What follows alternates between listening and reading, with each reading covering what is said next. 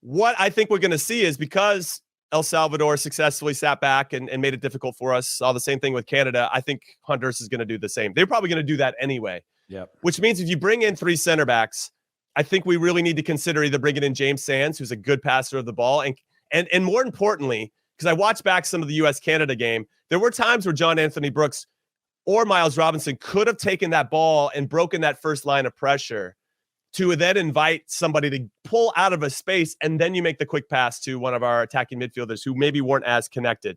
So that would be, if you bring in a Sands who is very good at carrying the ball into midfields, he's somebody I would consider. At this point, I would even consider Tim Ream, because if you have another player on the left side who's a left footer that can make a good pass, and John Anthony Brooks can make a good pass. I thought he was forcing a lot of stuff against Canada, which I understand. You get a lot of the ball, the team's giving you that space. You all of a sudden have to be the playmaker because there's nowhere else to go, and they're giving you the ball.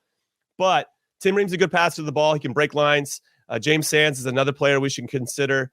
But we also have to be obviously wary of the fact that they're probably going to have some speed up top, and we need to be thoughtful. And I don't think Ream or Sands are very good on the turn, that recovery speed. Yeah. So that's something that I think we have to balance. But if you could have one of those two and maybe sandwich in between, and I could see Sands in the middle of a Brooks and Miles Robinson, and that way Sands, if he does get it, he can then carry the ball, and then those two will kind of just fall back into being center backs if he steps into midfield. Yeah. That means we'd have only Tyler Adams. Acosta would be out, who I didn't look like he looked too comfortable. I didn't think Leggett looked all that comfortable.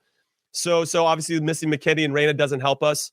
But the 2 wingbacks, I'd stay with Anthony Robinson. I actually think he's been our best player through the 2 games. I don't know who you put it right back at this point. Dess isn't available. Do you go back to Yedlin? Maybe stay with Yedlin there. I wish Reggie Cannon was available. He'd give us a different option. You could actually put Kellen Acosta there as well. But those guys have to be ready to hit in crosses. And then from there, you have your front 3. Would you put Moore? Is Shaq Moore in the team? I think so. Is he not? I don't think he's in the team. He's not in the team? No. Okay. No, right. We only brought Yedlin and Dest as our outside backs, and we brought George Bello and Anthony Robinson as our left backs, and everybody else are center backs. I mean, you have Walker Zimmerman's another option, but in the back, I would say the front 3 got Pulisic for sure. I'm trying to decide if you go with Aronson again, or maybe you go with Conrad de la Fuente and then maybe bring Aronson on as a super sub. I'd consider that, but bring him on with like 30 minutes left and not 9 minutes or 8 minutes like he did in the last game for all the other guys. I would roll the dice and give Ricardo Pepi 45 minutes here, and see how he does in the first half and just be like, dude, run your balls off. Just run as hard as you can, track everything down, be a big option for us. But if we think we're going to hit a lot of crosses in, then maybe Pefok is the answer. I don't know if Sargent's as good in the air as Pefok is the other guys. So I don't know. It's kind of a wide open thing for me for number 9, but why not try Ricardo Pepi at this point? Yeah, I'm gonna stick with the back 4 on mine again. I'm gonna go with the same back 4 out of just necessity with Yedlin in there, and I'm gonna go with my same Acosta. I'm going to go with Leggett. I'm going to go with Tyler Adams. I know it's a lot of miles to put on these legs, but my confusion when I was building this lineup is again, one of the themes I've been talking about that we've talked about a lot is the press, right? Mm-hmm. And there's nothing worse than a broken high press.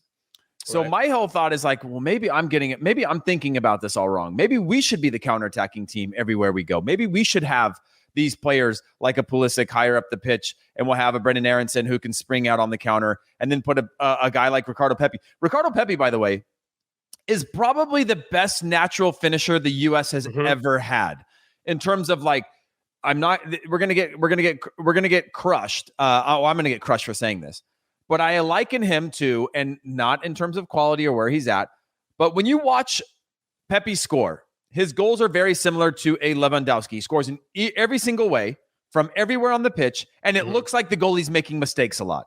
He'll slot one to the near post. He'll roof one high. He can score on a header. He can score with both feet. But it always looks like something's gone wrong for the other team. And when you see that happen over and over and over again, you start to realize he's just got this nose for goal.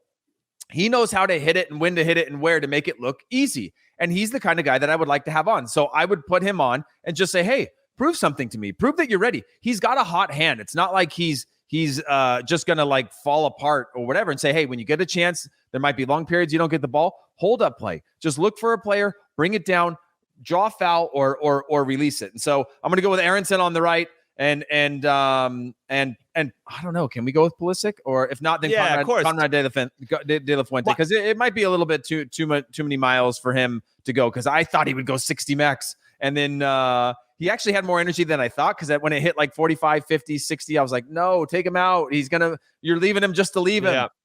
But he did show a willingness to go forward. I think even better than at higher positions than previously. And then obviously sticking with Matt Turner in goal. Of course.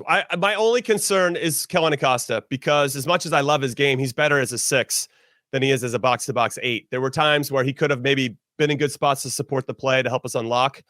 And I feel like if Honduras is going to sit back, we need somebody else that I think is just better in those areas. I'd almost go with Christian Roldan if we're going to go with a back 4, and maybe that's him for Leggett. We don't have too many options, frankly. Our depth has been tested in a lot of different ways.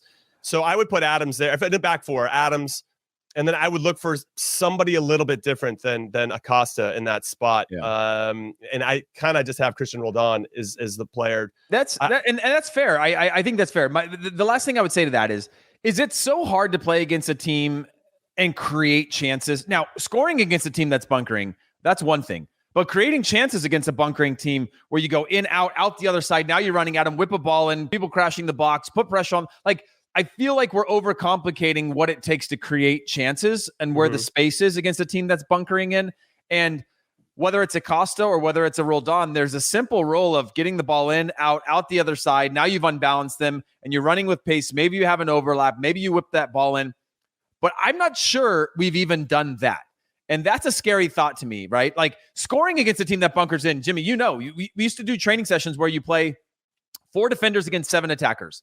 And you could go an hour without giving up a goal, right? If you're shifting well, moving, that 4 defensive line, it's very hard to score against when you're in the box and you're marking up and you're talking a lot and there's this sort of like pride on the line. And so I get that scoring or breaking that down can be hard, but we're not even attempting to break these things down. We created that numerical advantage with the Robinson overlap that led to the goal. And you're like, oh, hey, 2v1 is better than 1v1. And like, not to overcomplicate what it takes to create half chances or create some momentum. And I feel like maybe they're overcomplicating what it's going to take to have to score.